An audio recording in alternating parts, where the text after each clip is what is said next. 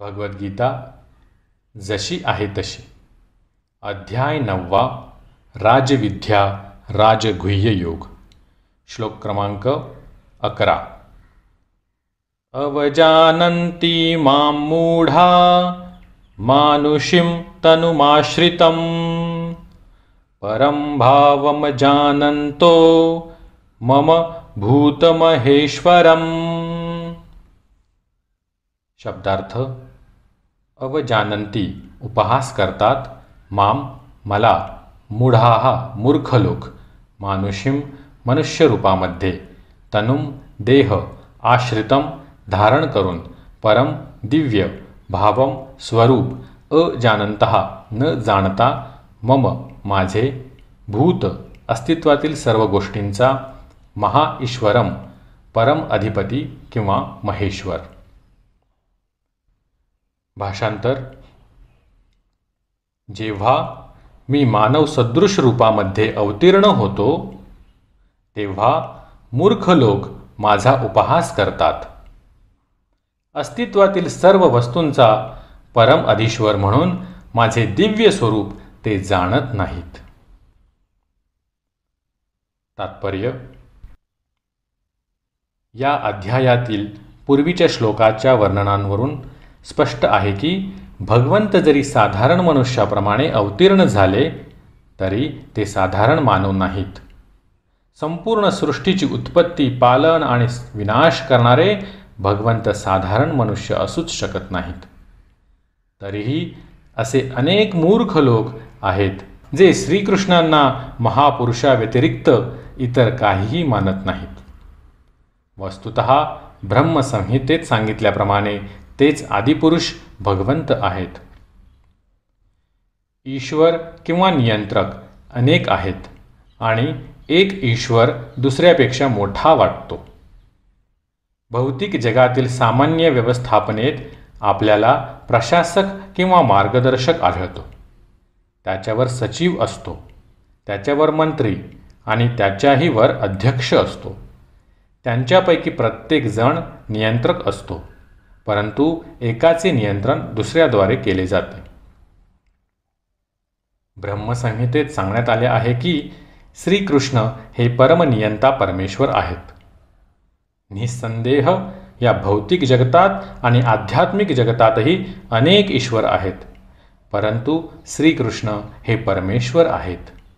ईश्वरः परमः कृष्णः आणि त्यांचा देह अप्राकृत सच्चिदानंदमयी आहे. पूर्वीच्या श्लोकामध्ये वर्णिलेले अद्भुत कार्य भौतिक शरीर करू शकत नाही. भगवंतांचा विग्रह सच्चिदानंद आहे. ते जरी साधारण मनुष्य नसले तरी मूर्खच त्यांचा उपहास करतात आणि त्यांना साधारण मानवच मानतात. त्यांच्या विग्रहाला या ठिकाणी मानुषीम म्हणून संबोधण्यात आले आहे, कारण अर्जुनाचा मित्र व कुरुक्षेत्राच्या युद्धामधील राजनीतिज्ञ याप्रमाणे साधारण मनुष्यवत ते कार्य करीत होते.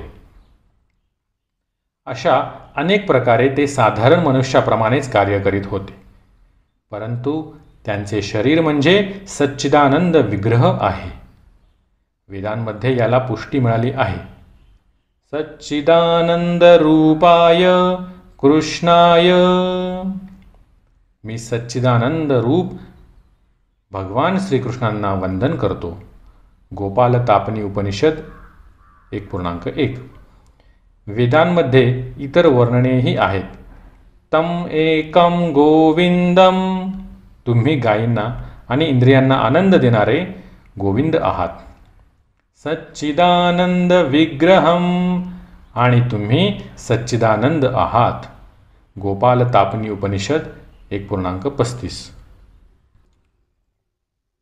भगवान श्रीकृष्णांचे स्वरूप दिव्य आणि सच्चिदानंद असतानाही भगवद्गीतेवरील असे अनेक तथाकथित विद्वान आणि भाष्यकार आहेत जे श्रीकृष्णांना साधारण मानव समजून त्यांचा अवमान करतात.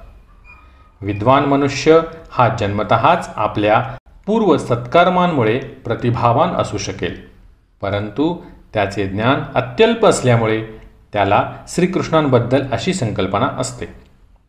म्हणून त्यांना मूढ म्हटले जाते, कारण केवळ मूर्ख व्यक्तीच श्रीकृष्णांना साधारण मानव समजतात. भगवंतांच्या विविध शक्ती आणि दिव्य लीलांचे मूर्खांना ज्ञान नसल्याने ते श्रीकृष्णांना साधारण मनुष्य समजतात.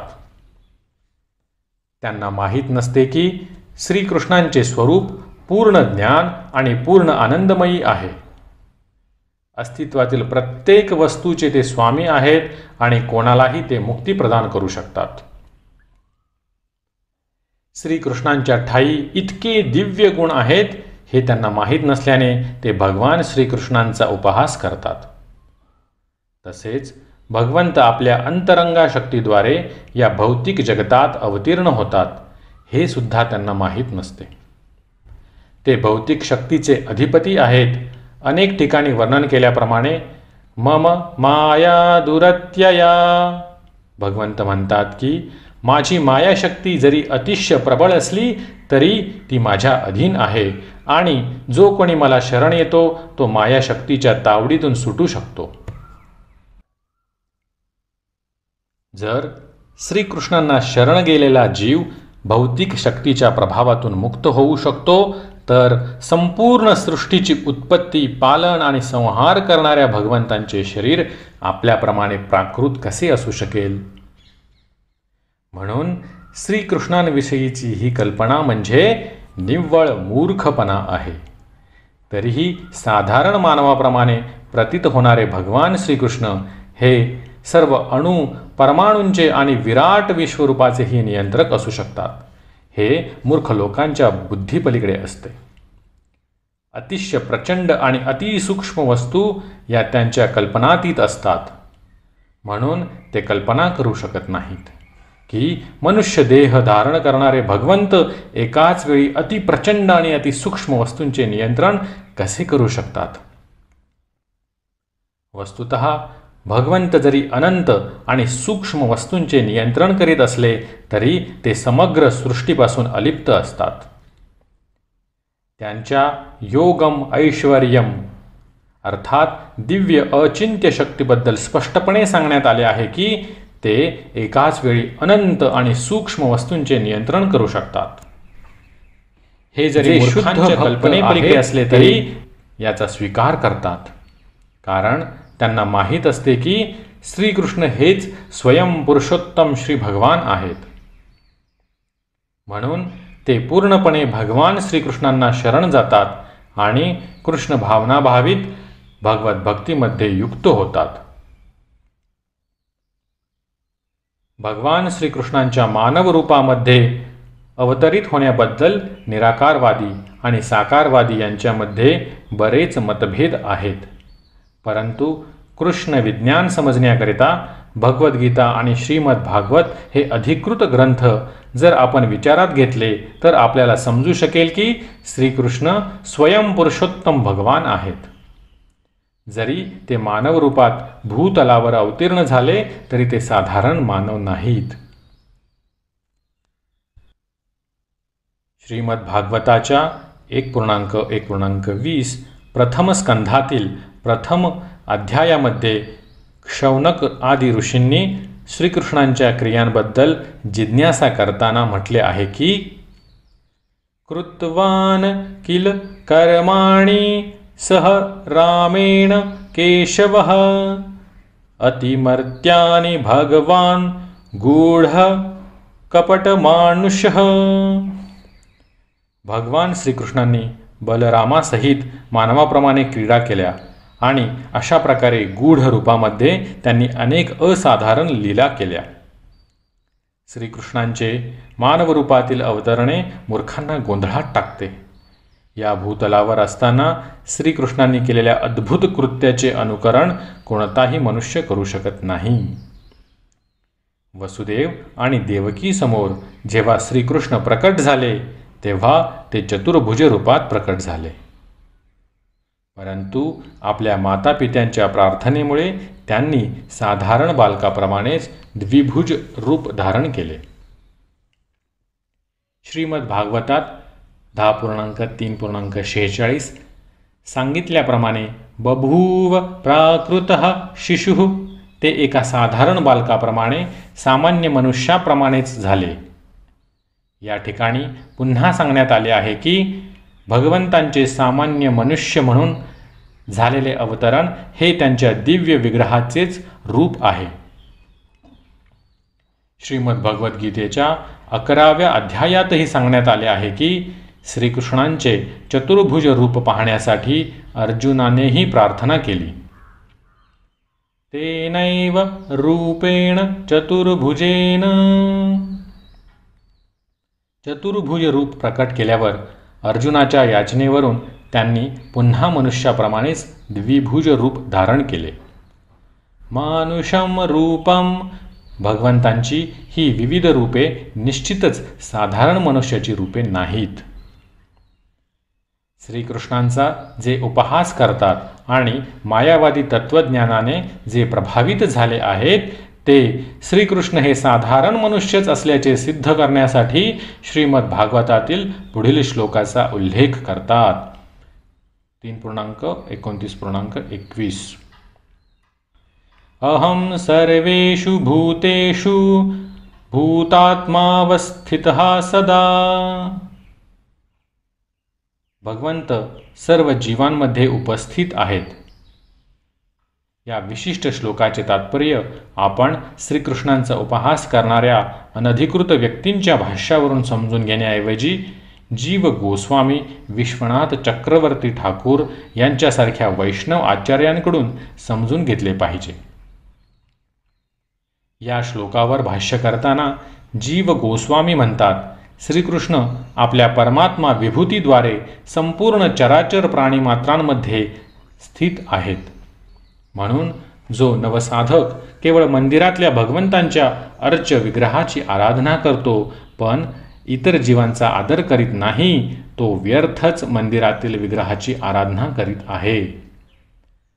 भगवत भक्तांचे 3 प्रकार असतात आणि यामध्ये नवसाधक हा खालच्या स्तरातील भक्त होय. नवसाधक हा इतर भक्तांपेक्षा मंदिरातील मूर्तीचा अधिक आदर करतो. म्हणून विश्वनाथ चक्रवर्ती ठाकूर आपल्याला बजावतात की आपण आपली ही वृत्ती सुधारली पाहिजे. भक्ताने पाहिले पाहिजे की श्रीकृष्ण हे परमात्मा रूपाने प्रत्येकाच्या हृदयात स्थित असल्यामुळे प्रत्येक शरीर हे भगवंतांच्या मंदिराप्रमाणे आहे. म्हणून ज्या प्रकारे मनुष्य भगवंतांच्या मंदिराला अभिवादन करतो त्याप्रमाणे परमात्मा वास करणाऱ्या प्रत्येक देहाचा त्याने योग्य आदर केला पाहिजे. म्हणून कोणाचीही उपेक्षा न करता प्रत्येकाचा योग्य आदर आणि सन्मान केला पाहिजे. असेही अनेक निर्विशेषवादी आहेत जे मंदिरातील पूजा अर्चनेचा उपहास करतात. ते म्हणतात की जर भगवंत सर्वव्यापी आहेत तर मनुष्याने त्यांची केवळ मंदिरातच का आराधना करावी. परंतु जर भगवंत सर्वव्यापी आहेत तर ते मंदिरात किंवा मूर्तीमध्ये नाहीत का.